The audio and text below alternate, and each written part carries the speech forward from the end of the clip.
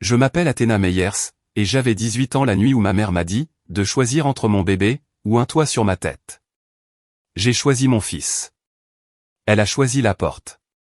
Pendant 20 ans, mes parents et mon frère, l'enfant chéri, n'ont rien dit. Pas une carte, pas un appel, ni quand Wyatt a appris à marcher. Ni lorsqu'il a traversé la scène du lycée, avec ma grand-mère qui applaudissait, au 3e rang. Puis ma grand-mère est morte, me laissant sa maison, et 680 000 euros. Et le silence s'est brisé, comme une assiette qui tombe. Soudain, ils voulaient tout. L'intégralité. Ils ont engagé un avocat, ont déposé une requête au tribunal, et sont entrés avec un sourire narquois, comme si l'argent leur appartenait déjà. Ils étaient tellement sûrs d'eux. Ce qui s'est passé dans les 10 minutes qui ont suivi, est la raison pour laquelle je vous raconte ceci. J'ai conduit jusqu'à Hartwell un mardi, 2h30 sur une route de campagne plate, pour enterrer la seule personne qui s'était jamais dressée entre moi et les ténèbres. La ferme de ma grand-mère se trouvait là où elle avait toujours été, sur la route 9.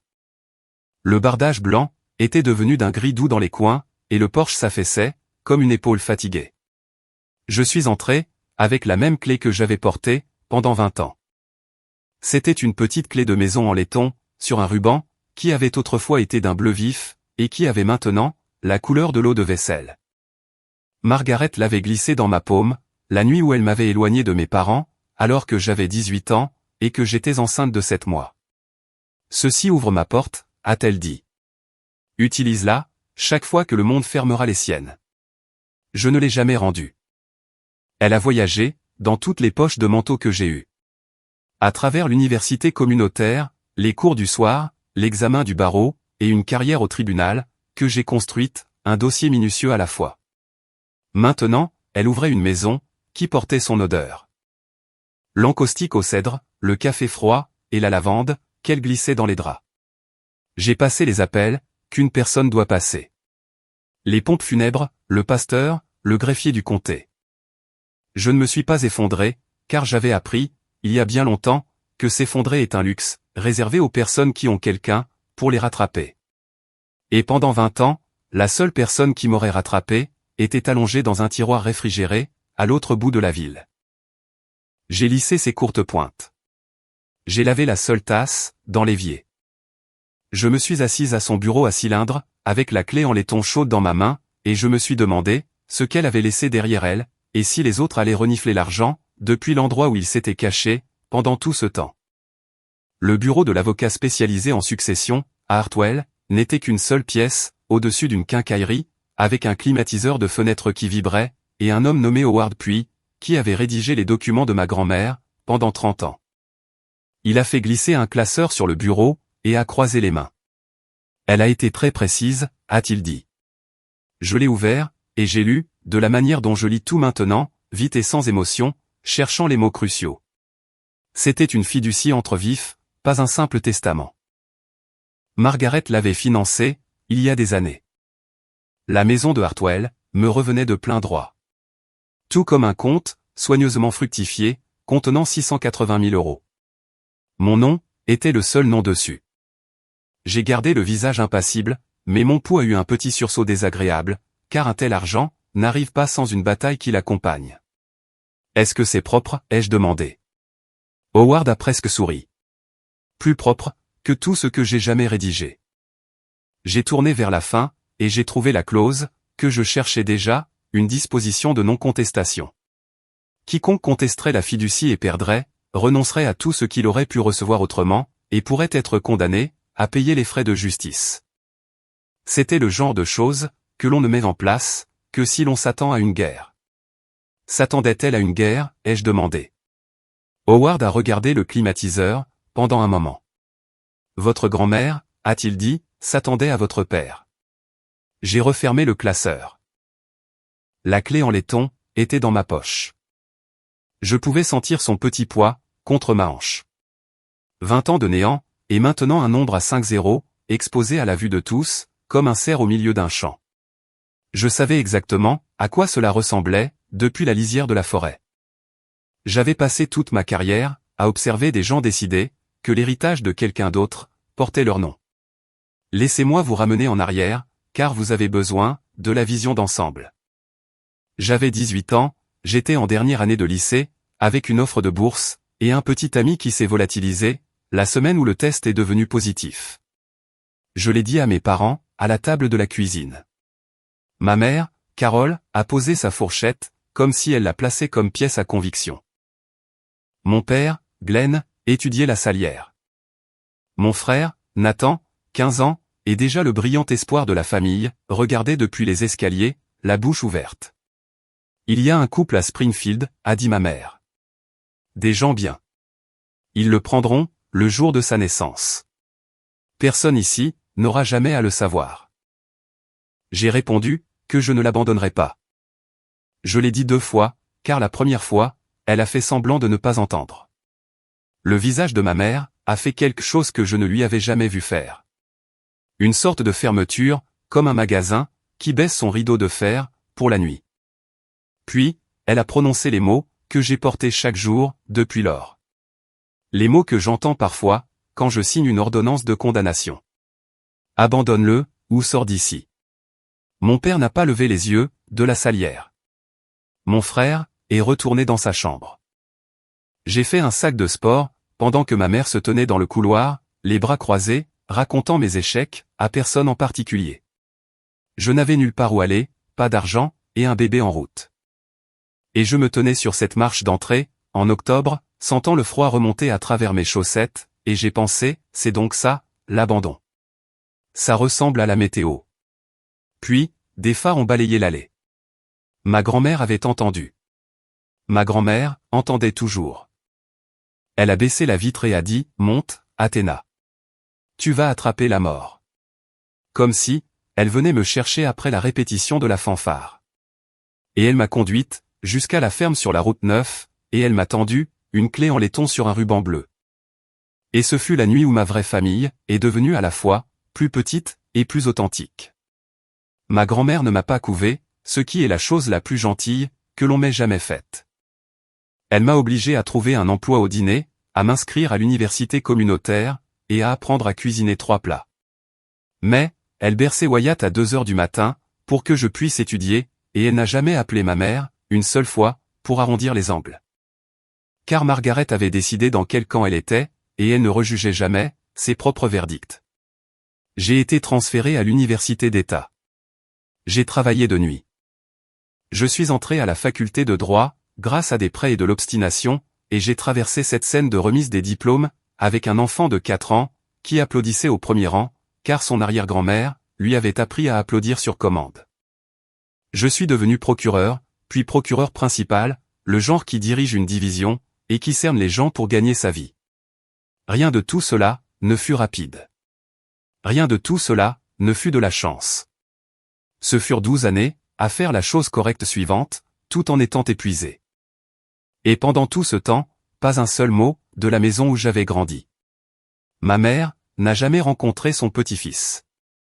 Mon père n'a jamais demandé de ses nouvelles. Nathan publiait des photos de vacances, que je voyais parfois, et que je ne commentais jamais. L'arbre généalogique portait toujours mon nom, techniquement, de la manière dont un acte de propriété nomme encore un propriétaire décédé. Mais chaque fois que je signais un jugement, qui remettait un manipulateur à sa place, j'entendais sa voix dans mon oreille, plate et définitive. Abandonne-le, ou sors d'ici. J'avais construit une vie, que personne ne pouvait prendre, brique par brique minutieuse, et je m'étais laissé croire, que le silence était permanent. De la même façon que l'on croit qu'une cicatrice a cessé de faire mal, jusqu'à ce que quelqu'un appuie dessus. Puis Margaret est morte, et l'argent a été exposé à la vue de tous, et quelque part à 2h30 de là, un téléphone a commencé à sonner. Le premier appel est venu de Nathan, 3 jours après les funérailles, auxquelles il n'a pas assisté. J'ai failli ne pas reconnaître le numéro.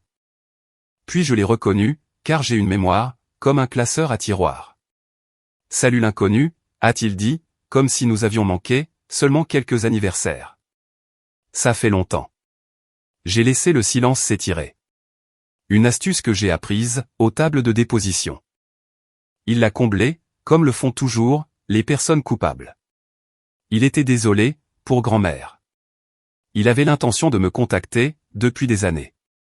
Maman était dans une phase très réflexive dernièrement, et voulait reprendre contact. C'était chaleureux, c'était répété, et cela lui a pris exactement 90 secondes, pour en arriver à la maison. Nous nous demandions juste, a-t-il dit, ce qui va se passer avec l'endroit sur la route 9, propriété familiale, tu sais? Nous devrions probablement, tous nous asseoir pour en parler. J'avais passé 20 ans, à ne pas exister pour ces gens, et maintenant j'étais de la famille, et nous devrions tous nous asseoir. Et la seule chose qui avait changé, était que Margaret était sous terre, avec un chiffre attaché à son nom. Une thérapeute m'a dit une chose, un jour. Je cite, lors d'un procès, de véritables excuses, ne demandent rien en retour. Les excuses de Nathan, arrivaient avec un ordre du jour, agrafé sur le devant. Je réfléchirai, à m'asseoir avec vous, ai-je répondu, ce qui est ce que l'on dit à quelqu'un, à qui l'on a déjà fini de penser. J'ai raccroché, je suis resté debout dans ma propre cuisine, à 2h30 de Hartwell, et j'ai senti le vieux froid, remonter à travers mes chaussettes à nouveau, sauf que cette fois, je possédais les chaussettes, le sol, et tout ce qu'il y avait en dessous. Ils avaient entendu l'argent. Bien sûr qu'ils avaient entendu l'argent. La lisière de la forêt, en était remplie maintenant, et ce n'était pas pour moi, qu'ils venaient. J'ai passé toute ma carrière, à écouter des gens expliquer, pourquoi quelque chose qui n'est pas à eux, devrait l'être. J'ai donc compris cet appel, pour exactement ce qu'il était. Si vous avez déjà entendu la famille devenir chaleureuse, la semaine même où de l'argent est posé sur la table, vous connaissez ce son, vous aussi. Restez avec moi, car cela devient, encore plus clair. Commentez j'ai entendu cet appel, et abonnez-vous, pour que la prochaine histoire, vous trouve. Ma mère a appelé 2 jours plus tard, et elle a essayé l'approche douce. Athéna, a-t-elle dit, et sa voix s'est brisée sur la 2e syllabe, avec expertise, comme elle a toujours su le faire. J'ai pensé à toi, chaque jour de ma vie. J'ai éloigné le téléphone de mon oreille, pendant une seconde, non pas par émotion, mais par admiration professionnelle. C'était une bonne performance. Elle a parlé de regrets, de la vie qui est courte, et du fait que grand-mère aurait voulu que la famille soit unie. Elle n'a pas posé de questions sur Wyatt. 20 ans, et elle n'a pas demandé son nom, son âge, ou s'il avait son menton. Elle a fini par demander, avec cette voix douce, que les gens utilisent pour vous descendre dans une tombe. Chérie, nous devons parler de l'argent. 680 000, c'est beaucoup, pour une seule personne. Donc, c'était ça. Le chiffre était dans sa bouche, avant même d'avoir été dans la mienne. Il connaissait le montant exact. Quelqu'un à la banque, ou au palais de justice, ou à l'heure du café à l'église, avait fait le calcul pour eux. En arrière-plan, j'ai entendu mon père s'éclaircir la gorge. Ce même raclement de gorge, qu'il avait l'habitude de faire, au-dessus de la salière. Et j'ai compris que Glenn était dans la pièce, qu'ils étaient sur haut-parleur, que tout ceci avait été planifié. C'est aussi beaucoup, pour une seule personne, d'avoir à le mériter, ai-je dit. Elle l'a mérité. Elle me l'a donné. La voix de ma mère s'est refroidie d'un demi-degré. Nous sommes toujours tes parents. Maintenant, ils me voulaient dans leur vie. Avec 20 ans de retard. Je lui ai dit que je devais y aller. Et je l'ai fait. Et je me suis assise dans le noir de ma cuisine, et j'ai pensé à une femme, qui a jeté sa fille enceinte sur un porche en octobre, et qui pouvait maintenant dire, sans sourciller, nous sommes toujours tes parents. Le rideau de fer était de nouveau en train de se baisser. J'avais déjà vu ce magasin-là. La lettre recommandée est arrivée, 11 jours plus tard, et ce n'était pas une carte. C'était une requête. Mes parents et Nathan avaient engagé un avocat spécialisé en contentieux des successions, nommé Curtis Doyle, et avaient déposé une contestation de la fiducie, dans le comté de Hartwell. Les motifs étaient les 2 motifs habituels, sur lesquels ces choses s'appuient toujours. Premièrement, que Margaret n'avait pas la capacité mentale pour créer la fiducie. Deuxièmement, que j'avais exercé une influence indue sur une vieille femme vulnérable, pour détourner sa fortune vers moi-même. Je l'ai lu debout, au comptoir de ma cuisine, et je vais être honnête, la 2e accusation a atterri, comme une gifle. Parce que la seule chose, vers laquelle j'ai jamais influencé Margaret, c'était de se coucher plus tôt. Je suis procureur. Mon premier instinct a été de qualifier cela de frivole, de demander le rejet de l'affaire, et d'en finir d'ici vendredi. Mais je connais la loi, mieux que je ne connais ma propre famille, et la loi leur donnait le droit de déposer cette requête. la capacité et l'influence indues sont de véritables requêtes, qui donnent lieu à de véritables audiences, et un juge ne les rejette pas, simplement parce que la partie adverse les trouve insultantes. La contestation devait recevoir une réponse. L'audience devait avoir lieu. Il n'y avait aucune version de cette histoire, où je pouvais simplement refuser de m'engager, et les voir s'éloigner la queue entre les jambes.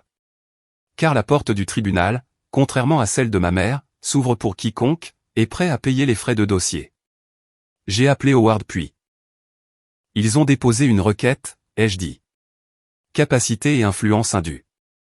Il est resté silencieux un instant. Alors c'est une bonne chose, a-t-il dit lentement, qu'elle ait tout prévu. Je lui ai demandé ce qu'il voulait dire, et il a répondu qu'il n'était pas entièrement sûr, que Margaret avait gardé certaines choses, même pour elle-même.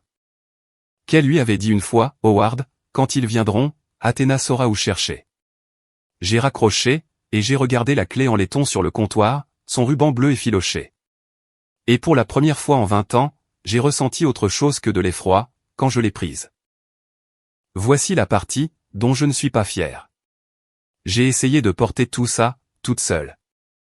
C'est une habitude vieille de 20 ans, et plus difficile à perdre, que la cigarette. Je n'ai rien dit à Wyatt, qui a 20 ans maintenant et étudie loin à l'université, et qui aurait conduit jusqu'à la maison cette nuit-là, si j'avais laissé transparaître la moindre fêlure. Je ne l'ai pas dit aux 2 collègues qui auraient traversé le feu, pour moi. Je me suis dit que je gérais, car j'avais tout géré seul, depuis mes 18 ans. Et quelque part en cours de route, j'avais confondu la solitude avec la force. J'ai constitué le dossier, de la manière dont je constitue n'importe quel dossier. J'ai sorti la fiducie, les registres de financement, les relevés bancaires. Les documents étaient solides. Margaret avait exécuté la fiducie 4 ans avant sa mort, bien avant tout déclin, qu'un médecin pourrait être inventé pour prouver. Mais solide, n'est pas la même chose qu'inattaquable. Et un bon avocat peut faire passer la planification minutieuse d'une vieille femme, pour la manipulation d'une femme plus jeune, s'il n'y a personne, pour dire le contraire. J'avais besoin de preuves, de sa lucidité.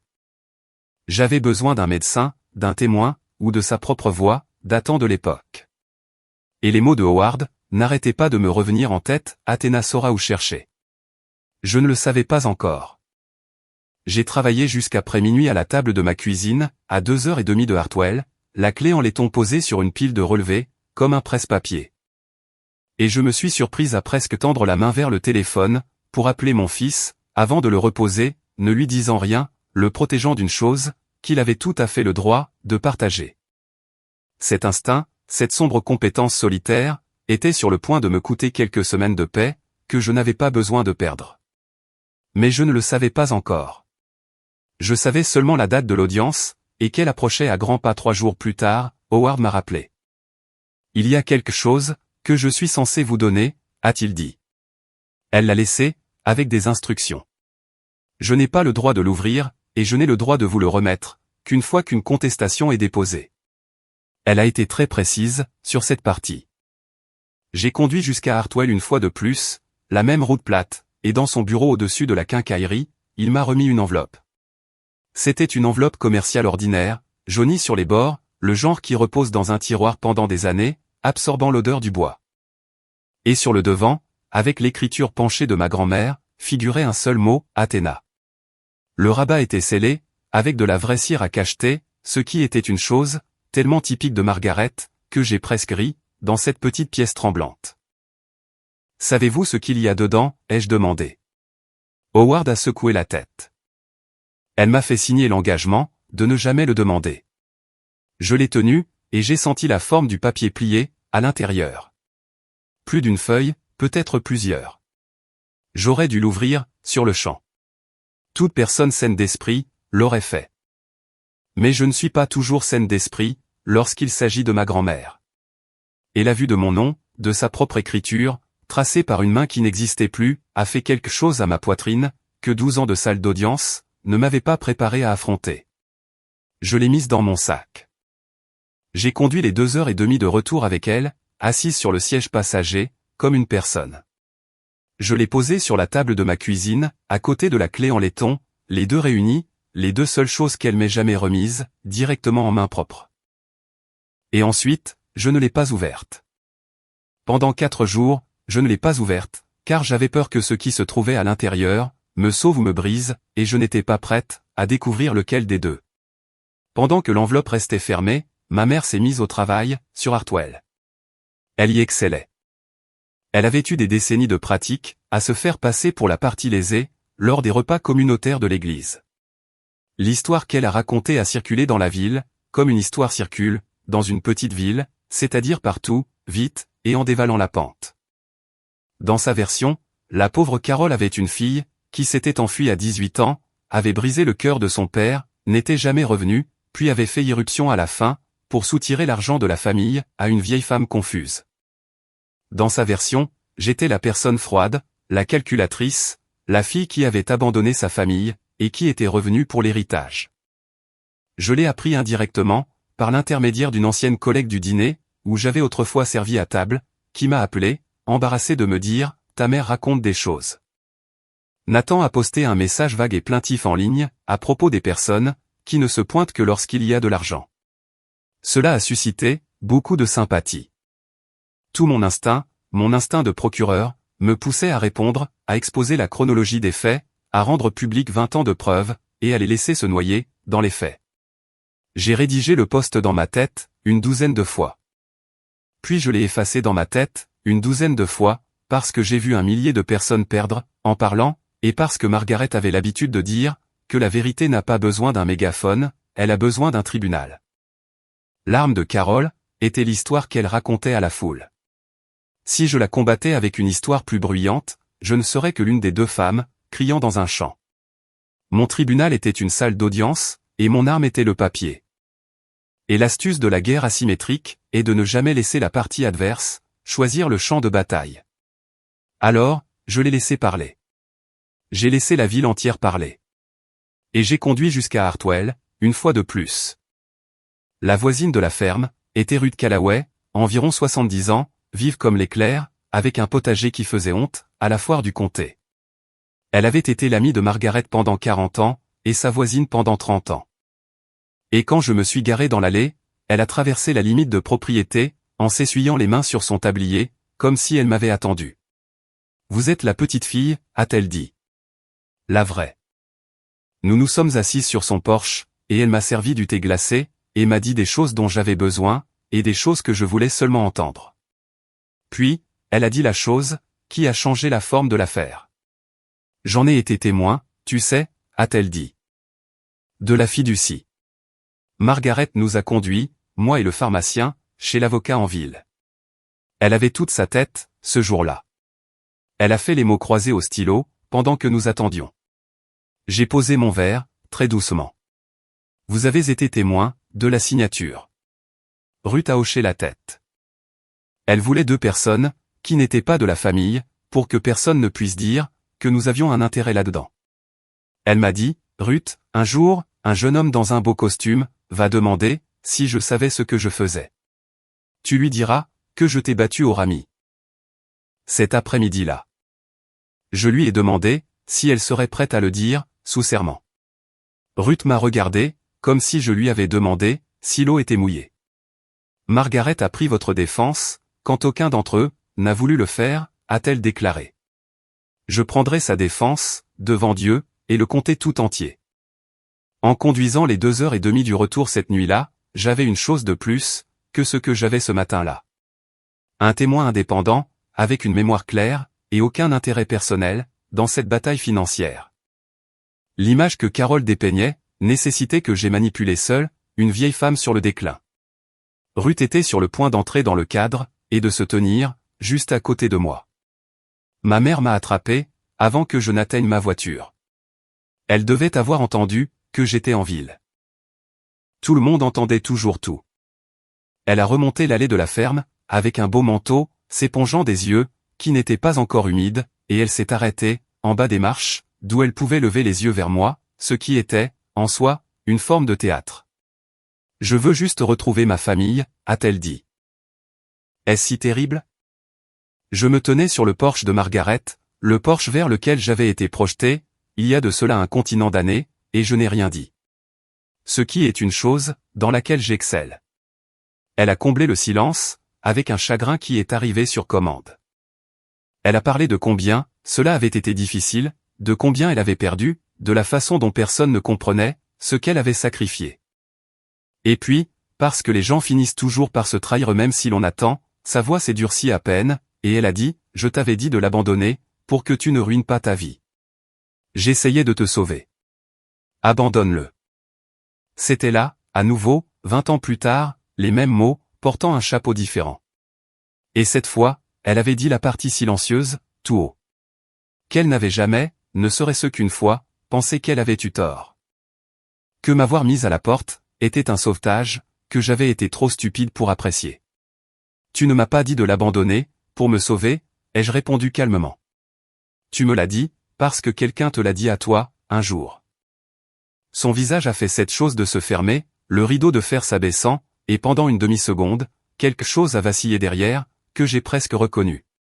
Quelque chose de vieux, et de meurtri. Puis, cela a disparu.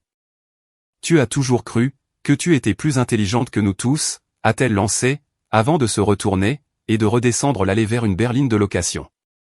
Et j'ai réalisé, qu'elle n'était pas venue pour se réconcilier, mais pour lire sur mon visage, une quelconque faiblesse.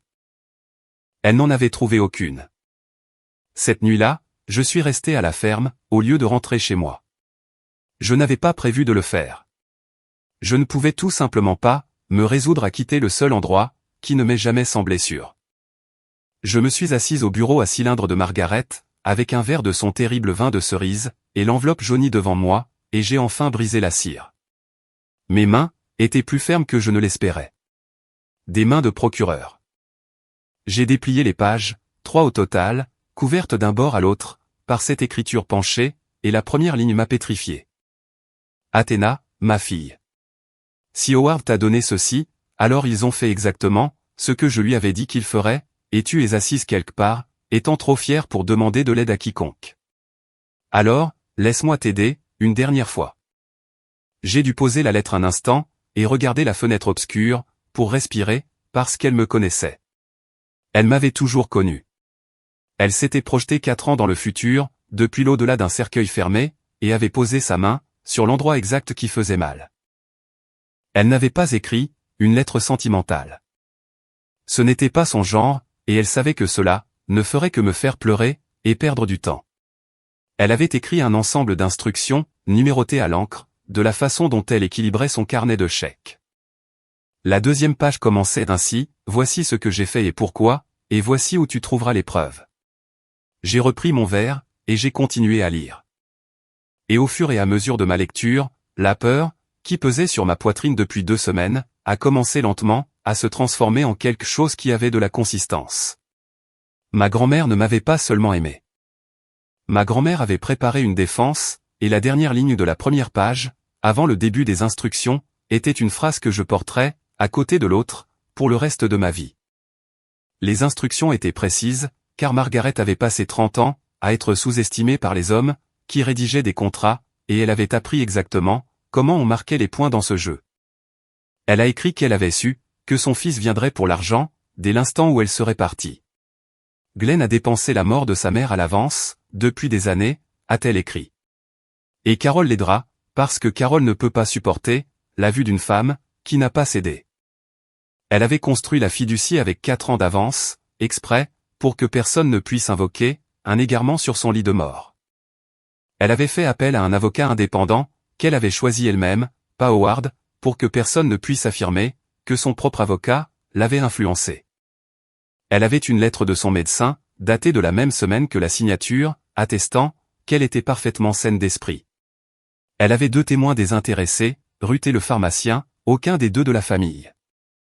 Et elle avait inséré, une clause de non-contestation dans la fiducie, de sorte que s'ils la contestaient et perdaient, ils renonceraient même à la petite marque d'affection, qu'elle leur avait laissée, et le tribunal pourrait les obliger, à payer les frais du litige. Je ne les ai pas exclus, par cruauté, a-t-elle écrit. Je les ai exclus, pour que s'ils venaient chercher la bagarre, ils ne fassent de mal, qu'à eux-mêmes. C'est ce qui se rapproche le plus de la justice, que la loi permette, à une vieille femme, de s'acheter. Ensuite, les instructions m'ont indiqué exactement, où se trouvait chaque document. Et la dernière ligne, celle que je garderais, était celle-ci. La lettre du médecin, les noms des témoins, la copie d'exécution originale. Tout cela se trouve dans le tiroir le plus profond de ce bureau, que la petite clé en laiton ouvre. Tu as porté la clé de toute ta défense, pendant 20 ans, sans jamais le savoir.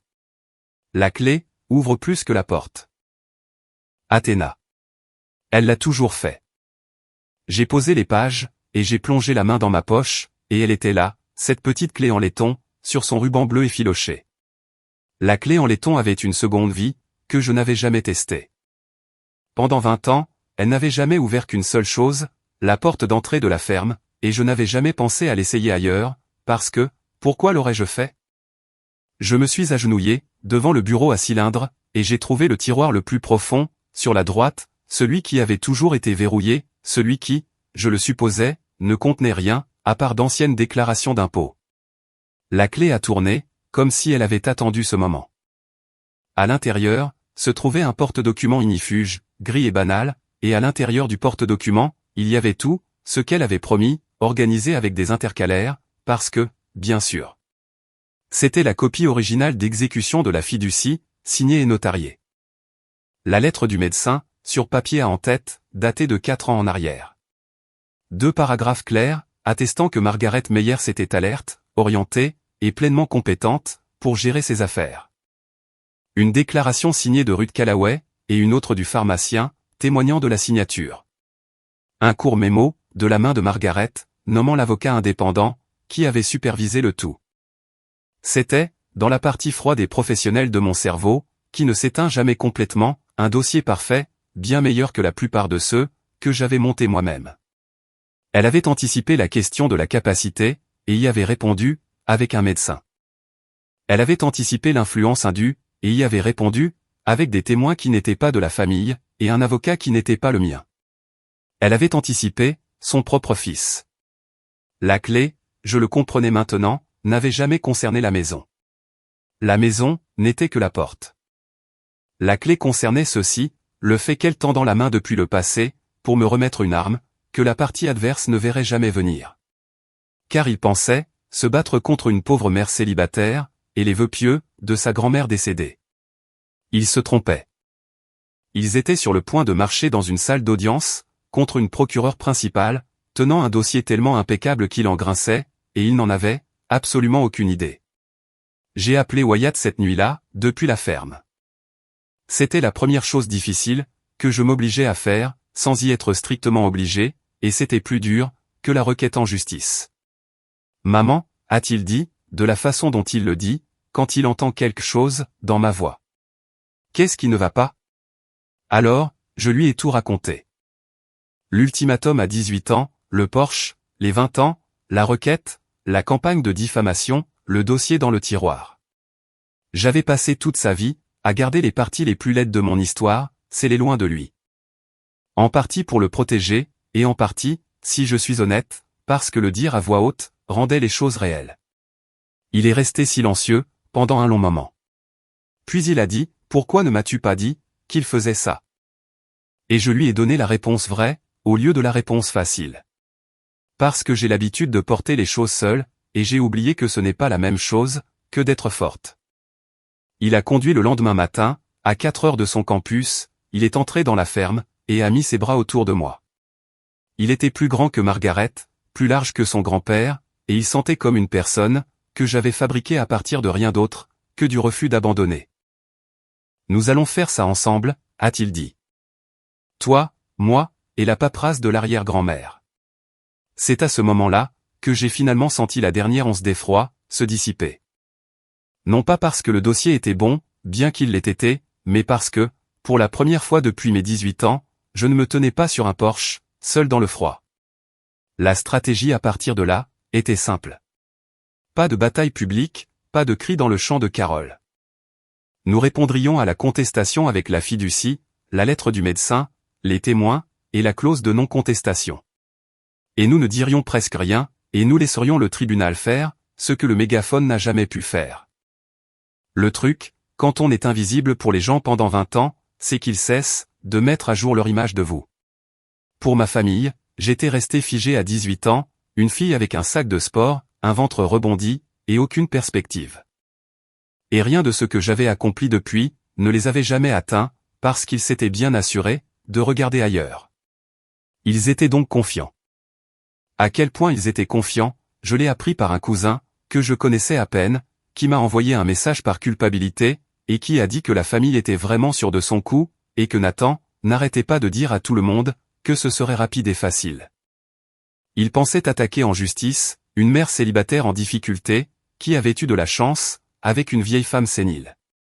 Il m'imaginait arriver dans mon meilleur blazer au rabais, dépassé par un vrai avocat, m'effondrant, de la même manière que je m'étais effondré, sur ce Porsche.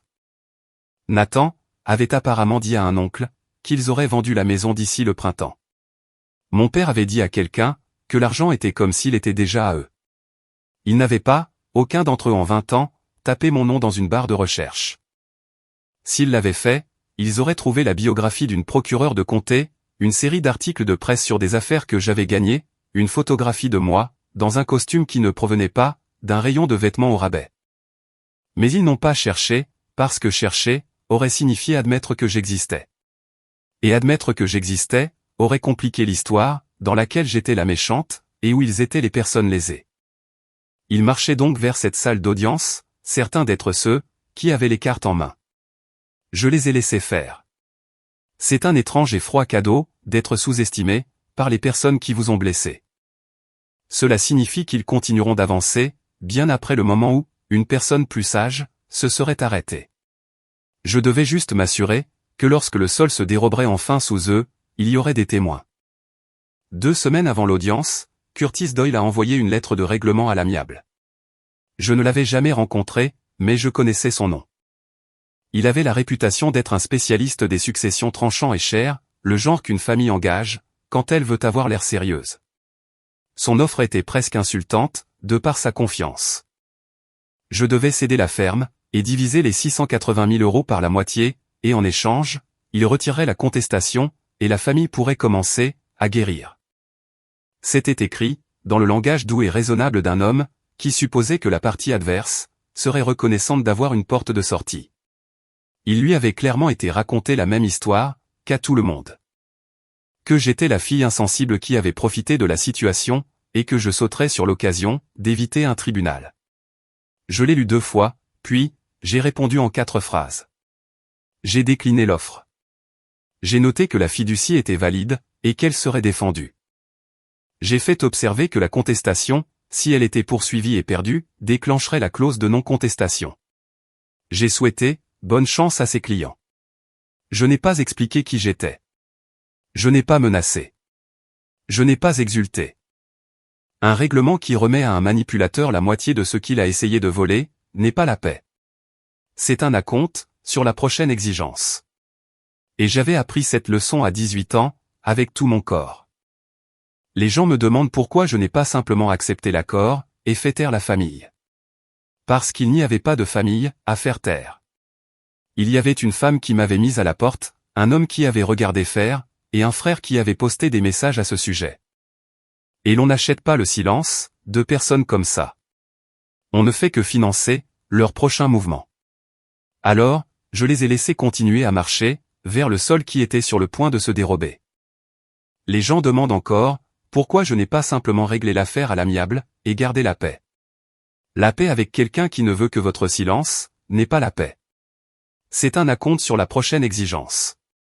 Et je l'ai appris à la dure, à 18 ans. Si une limite que vous avez fixée a un jour valu qu'on vous traite de personne froide, cette histoire est pour vous. Commentez les limites ne sont pas de la cruauté, et abonnez-vous.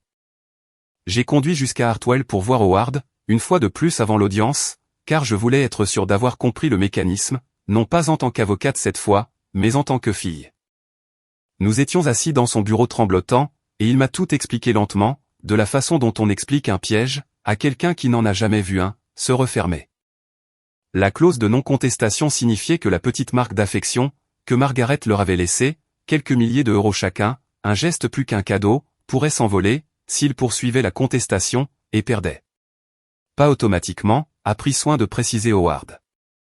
Dans cet état, une clause de non-contestation ne sera pas appliquée contre un plaignant, qui avait une cause probable pour déposer une requête, une base raisonnable et réelle pour remettre en question la fiducie.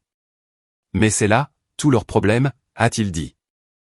Avec une lettre de médecin datée de la même semaine où elle a signé, et 2 témoins qui ne sont pas de la famille, il n'y a pas de base raisonnable. Un juge pourrait estimer qu'ils ont déposé la requête, en sachant pertinemment que c'était faux. Et une fois qu'elle aura fait cela, la clause mordra. Pire pour eux, selon la loi de cet État, le tribunal a le pouvoir discrétionnaire de transférer les coûts de la défense d'une fiducie sur quelqu'un qui plaide de mauvaise foi. Et la fiducie de Margaret demandait expressément au tribunal de le faire. C'est la décision du juge, pas une chose acquise, a dit Howard. Les juges n'aiment pas punir les familles, mais avec cette lettre, et une contestation aussi maigre, elle aurait toutes les raisons de le faire. Votre père pourrait sortir d'ici, en devant de l'argent réel, en plus des honoraires de Doyle, qu'il paie déjà. Je suis resté, à méditer là-dessus. Mon père se noyant sous les dettes, et mon frère dont l'entreprise ratée avait déclenché toute cette tentative d'extorsion, allaient non seulement échouer à prendre les 680 000 €, mais ils allaient creuser leur propre trou, encore plus profondément en essayant. Il n'y avait rien de magique là-dedans. Pas de clause secrète qui se déclencherait toute seule. Pas de retournement de situation, digne d'un film. Juste une vieille femme qui comprenait que la loi récompense les personnes qui planifient, et punit celles qui s'accaparent tout. Et qui avait construit une structure où l'avidité de sa propre famille serait la chose qui les enterrerait. Elle a vraiment pensé à tout, ai-je dit. Howard a enlevé ses lunettes et s'est frotté les yeux. Athéna, a-t-il dit, votre grand-mère m'a dit un jour que la personne la plus dangereuse dans une pièce est une femme que tout le monde continue de prendre pour quelqu'un de doux. Je n'ai jamais su de laquelle d'entre vous elle parlait. J'ai conduit pour rentrer chez moi, en pensant que cela avait été, nous deux, depuis le tout début. La semaine précédant l'audience, ma mère a demandé à me rencontrer, en tête-à-tête. Pas d'avocat, juste nous. Contre mon meilleur jugement, j'ai accepté, dans un dîner public, celui où j'avais servi à table, car je voulais contrôler le lieu, même pour cela. Elle avait l'air plus petite que sur le porche. Elle a remué un café, qu'elle n'a pas bu. Et puis, elle m'a raconté quelque chose que je n'avais jamais su. Quand elle avait 17 ans, ses propres parents l'avaient forcée à abandonner un bébé, un garçon. Ils l'avaient conduite dans un foyer, à 3 comtés de là, et elle était revenue sans lui, sans jamais avoir le droit d'en parler à nouveau. Et elle avait passé sa vie entière à se dire que c'était la bonne chose, la seule chose à faire, la chose qui l'avait sauvée. Et puis toi, a-t-elle dit, en regardant son café. Tu as juste refusé. Tu as juste gardé le tien, comme si c'était facile, comme si ce que j'avais fait n'était rien. Le temps d'une respiration, j'ai senti le sol de ma colère basculer. Parce que c'était ça, la véritable blessure, la chose en dessous de la cruauté. Elle ne m'avait pas mise à la porte, parce qu'elle était un monstre. Elle m'avait jeté à la rue, parce que j'avais fait la chose courageuse, qu'elle avait été trop effrayée, et trop contrôlée pour faire, et mon courage avait été un miroir insupportable. J'ai presque tendu la main, de l'autre côté de la table. Puis, elle a levé les yeux, et la douceur avait disparu, remplacée par quelque chose de calculateur. Et elle a dit, donc, tu vois, tu me dois bien ça. Après tout ce que j'ai sacrifié, cet argent devrait aider cette famille. Et tout simplement comme ça, le miroir est devenu un pied de biche. Elle m'avait dit la chose la plus vraie sur elle-même, non pas pour être comprise, mais pour être payée. J'ai posé de l'argent sur la table, pour les 2 cafés. Je suis désolé que cela vous soit arrivé, ai-je dit. Ça ne rend pas tout ceci, à vous. Après le dîner, j'ai cessé d'hésiter.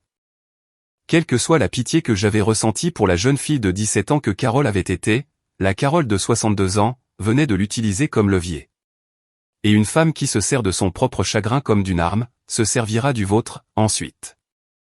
Je suis allé chez Ruth ce soir-là, et j'ai confirmé qu'elle témoignerait. Elle a dit qu'elle avait déjà repassé sa belle robe, et qu'elle avait dit à son club de bridge, qu'elle allait accomplir l'œuvre du Seigneur, et celle de Margaret. J'ai confirmé que le pharmacien comparaîtrait. J'ai organisé le porte-document en pièces à conviction, étiqueté et numéroté, la lettre du médecin en premier, les déclarations des témoins ensuite, la copie d'exécution scellant le tout. Wyatt était assis en face de moi, étiquetant des dossiers, à 20 ans et d'un sérieux absolu. Et à un moment, il a levé la clé en laiton et a dit, « C'est toute l'affaire, n'est-ce pas ?» C'était bien ça. J'avais décidé de comparaître sans faire d'esbrouf, sans grand discours. Je laisserai le co-avocat de Howard gérer l'émotion formelle, et je m'assiérai à la table des défendeurs, en tant que ce que j'étais, la bénéficiaire, la petite fille, et ce n'est que lorsque le moment serait venu, que la salle apprendrait le reste. Je n'avais dit à personne à Hartwell, ce que je faisais dans la vie. Pas au dîner, pas aux cousins, pas à Ruth au-delà du simple « je travaille dans les tribunaux ». Je voulais que cela reste secret, jusqu'à l'audience.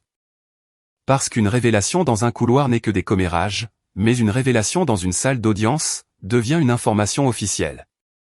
Les gens avaient passé ma vie entière à prendre mon silence pour de la faiblesse, ma mère en tête de liste.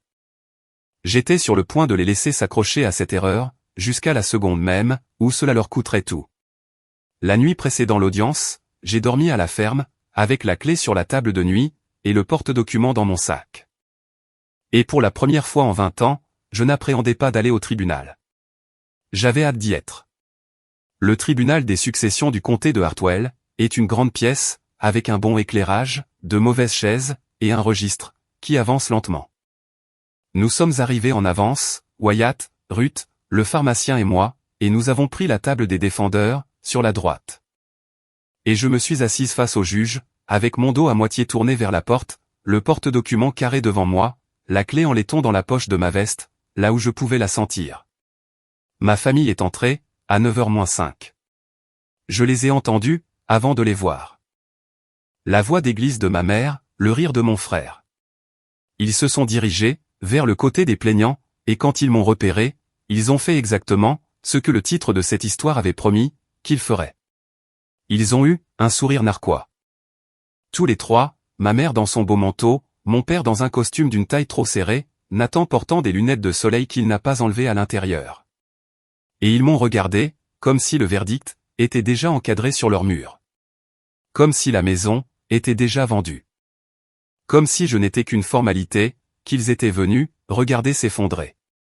Nathan s'est même penché vers mon père, et a dit quelque chose, la main devant la bouche, et ils ont tous les deux souri de toutes leurs dents. Je ne leur ai pas rendu leur sourire.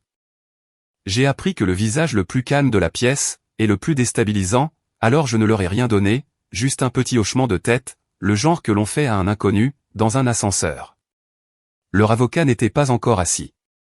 Curtis Doyle a franchi les portes du public, une minute plus tard, mallette en main, scrutant la pièce, de la manière dont les bons avocats le font, faisant l'inventaire, et il s'est dirigé vers la table des plaignants, en lisant quelque chose, sur le dessus de son dossier. Il n'avait pas levé les yeux. Il n'avait pas encore vu mon visage. Il a posé sa mallette sur la table, a jeté un coup d'œil de l'autre côté de l'allée, vers la partie défenderesse, pour jauger l'opposition. Et puis, il a levé les yeux, et il m'a vu. J'ai vu la chose se produire, sur son visage. La petite mort publique, de la certitude d'un homme. Curtis Doyle était un professionnel. Il s'était tenu face à moi une douzaine de fois, dans le tribunal pénal à 2h30 de là, où je faisais enfermer, le genre de personnes qui font aux étrangers, ce que ma famille essayait de me faire.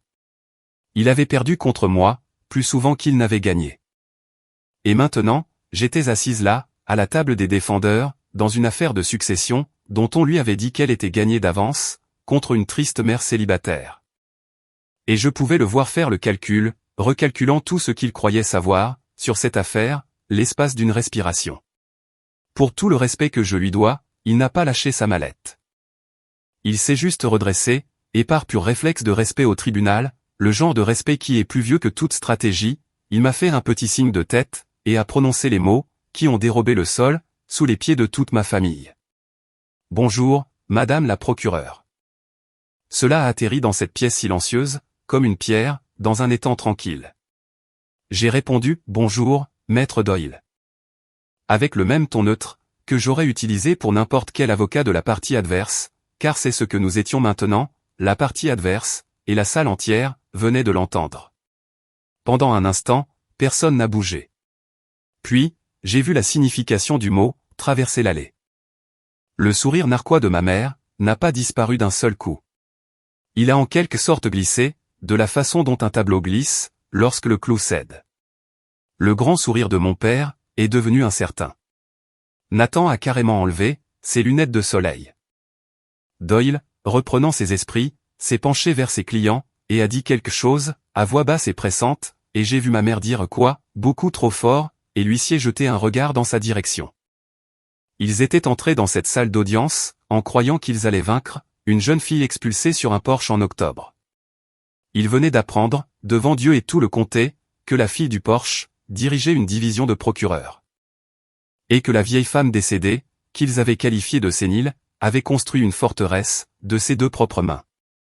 Je n'ai pas pu entendre chaque mot que Doyle leur a dit, mais je n'en avais pas besoin.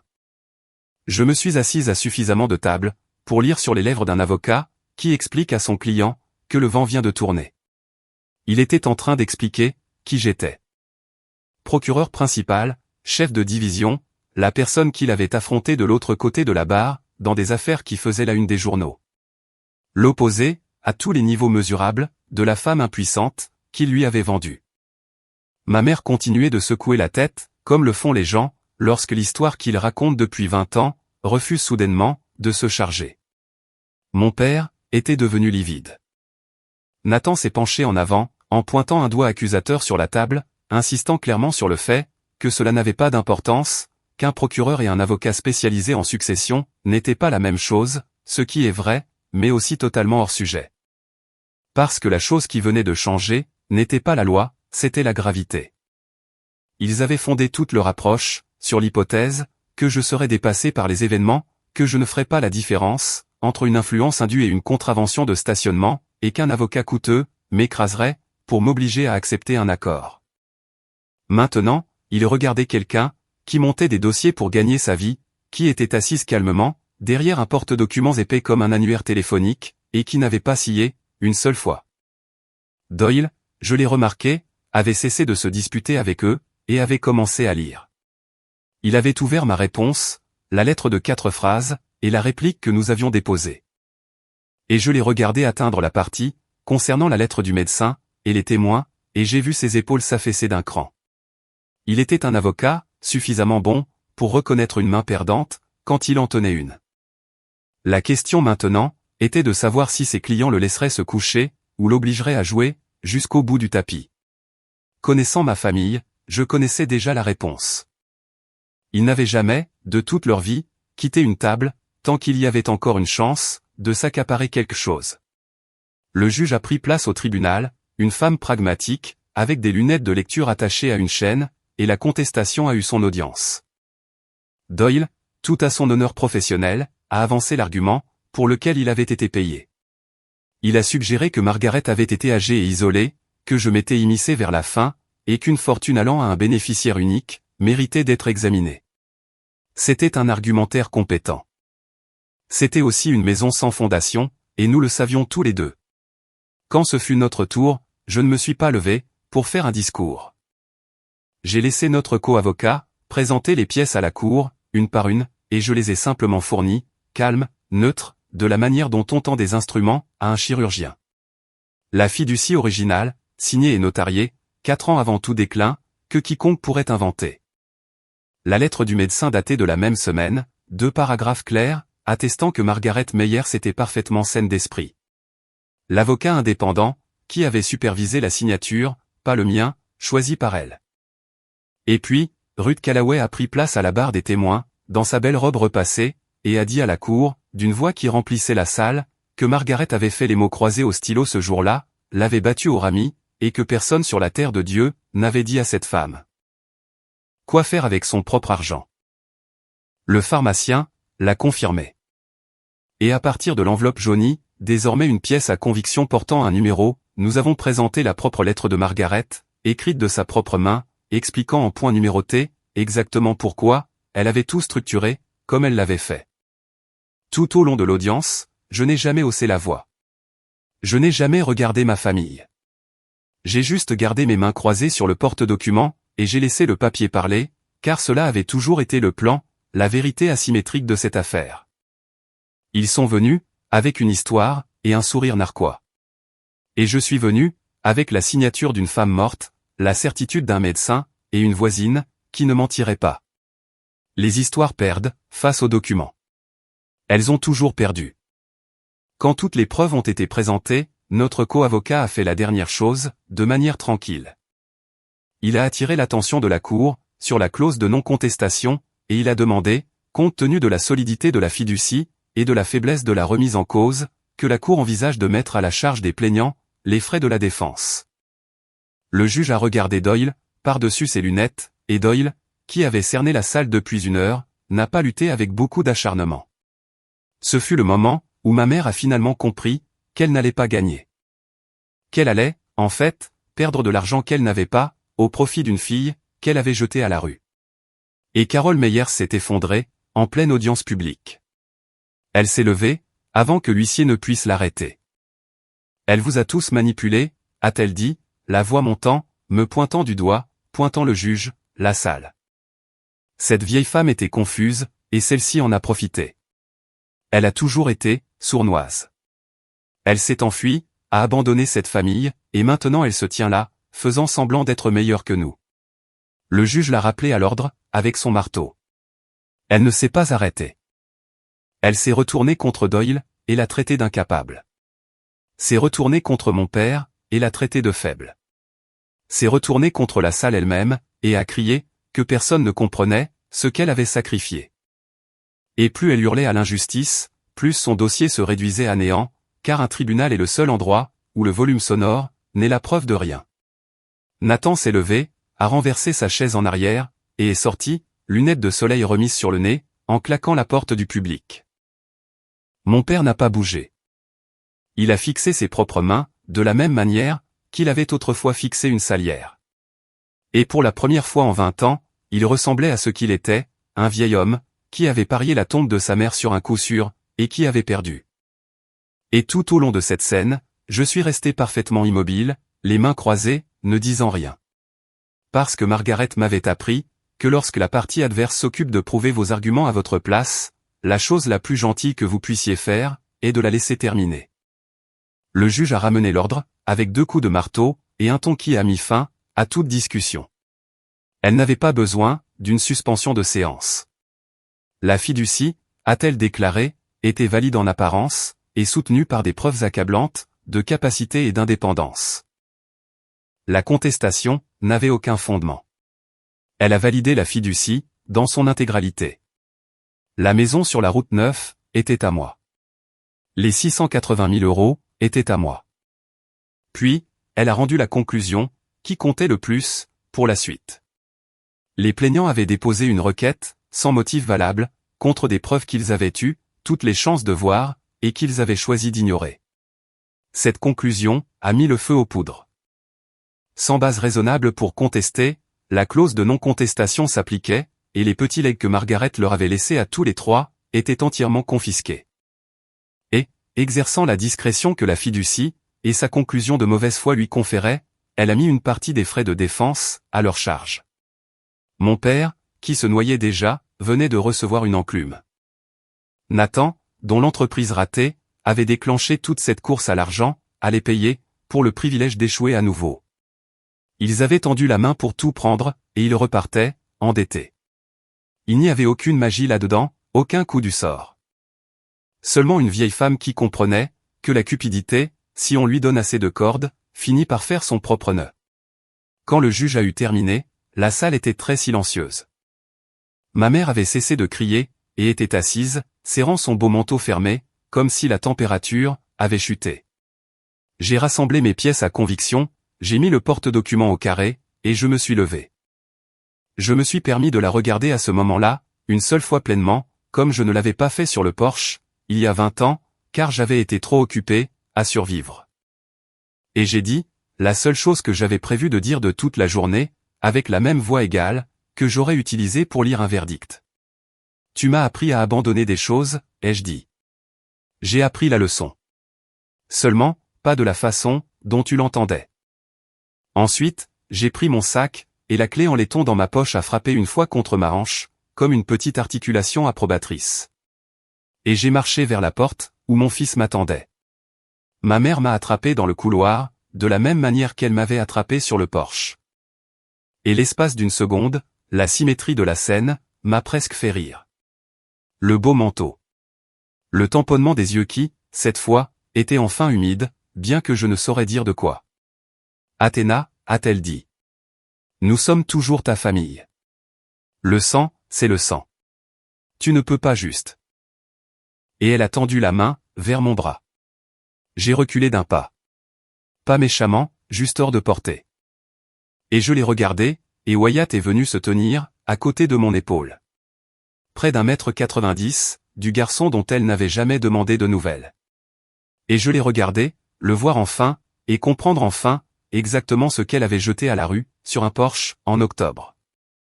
La famille a répondu présent, il y a 20 ans, ai-je dit. C'est elle, qui m'a laissé la clé. Le visage de Carole a fait cette chose de se fermer, une dernière fois. Le rideau de fer s'abaissant pour de bon, et elle n'avait pas de réponse, parce qu'il n'y en a pas. Je me suis retourné, et je suis sorti avec mon fils, sur le parking, dans la lumière plate du comté, et j'ai sorti la clé en laiton de ma poche, la faisant tourner, dans ma main.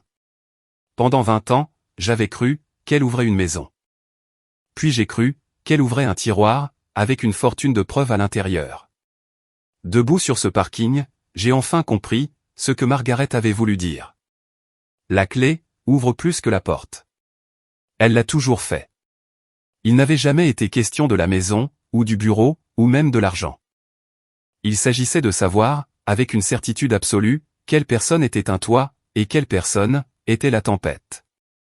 J'avais passé 20 ans à avoir peur que la tempête ne puisse encore s'infiltrer. Elle ne le pouvait pas. J'avais eu la clé, pendant tout ce temps. Wyatt a passé son bras autour de moi, et nous avons conduit les 2h30 du retour, et aucun d'entre eux ne nous a suivis. Voici comment les choses ont fini par se tasser. De la manière mesurable, en laquelle j'ai plus confiance, quand les sentiments. La fiducie a tenu bon. Aucun appel n'a été déposé, car Doyle leur a dit, ai-je appris plus tard, qu'un appel ne ferait qu'alourdir les coûts de manière abyssale. Et même ma famille pouvait faire ce genre de calcul mental. Mon père et Nathan ont payé les frais qui leur avaient été imposés, en plus des honoraires de Doyle. Ce qui signifie que leur tentative, pour s'emparer de 680 000 euros, les a laissés, avec des dizaines de milliers d'euros en moins, qu'au début. Et ce, en plus des dettes, qu'ils n'arrivaient déjà pas à supporter. L'aura de l'enfant chéri, qu'avait Nathan, s'était avérée être hypothéquée, il y a des années. L'entreprise ratée qui avait déclenché tout cela, a fini par s'effondrer, pour de bon. Ma mère est devenue silencieuse à Hartwell. L'histoire qu'elle avait racontée, s'est décomposée pour laisser place, à celle que la ville croyait réellement maintenant, et qui était la vraie histoire. Je n'ai pas exulté, et je n'ai pas exulté publiquement, car gagner bruyamment, c'est juste, perdre lentement. J'ai gardé la ferme.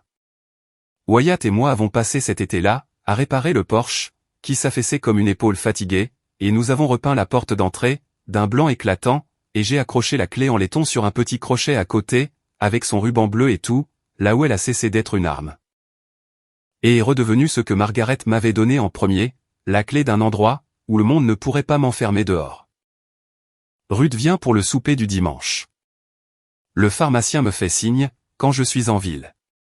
Wyatt ramène des amis, dans une maison qui, autrefois, était une cachette, et qui n'est plus qu'un simple foyer. Mes parents n'ont pas appelé. Je ne m'y attends pas, et j'ai cessé de tressaillir, quand le téléphone sonne. Le rideau de fer est resté baissé sur leur magasin. Le mien est enfin resté ouvert. Le sang écrit les noms, sur un arbre généalogique, mais la loyauté décide, lesquels signifient encore quelque chose. Et la femme qui m'a sorti de l'obscurité, cette nuit d'octobre-là, est la seule mère, pour qui ce mot ait jamais été vrai. C'est mon histoire. Un ultimatum à 18 ans. 20 ans de silence. Et une grand-mère, qui avait vu tout cela venir, et qui m'a laissé la clé, pour y survivre. Si cette histoire vous a rappelé, que la vraie famille, ce sont les personnes qui répondent présent, appelez celle, qui vous a un jour reconduit chez vous, dans le noir. Faites-le aujourd'hui.